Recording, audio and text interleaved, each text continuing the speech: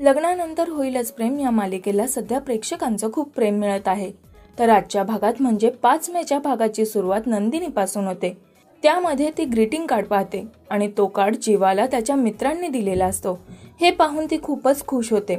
दुसरीकडे रम्या ही सारखी पार्थ हा माझाच आहे अशा विचाराने आनंदी होते आणि पार्थची वाट पाहत असते। त्यानंतर पार्थ आणि काव्या रिक्षामधून सोबत येतात, त्यामुळे रम्या त्या दोघांनाही एकत्र बघून खूप रागावते। नंतर खोलीत रम्या आणि तिची आई पार्थ आणि काव्या यांच्या नात्याबद्दल बोलत असतात, ज्यामध्ये तिची आई तिला पार्थला विसरून जा असं म्हणते, पण रम्या मात्र ऐकायला तयारच नसते। दुसरीकडे नंदिनी आणि जीवामध्ये त्या मिळालेल्या ग्रीटिंगवरून गोड भांडण होत असतं।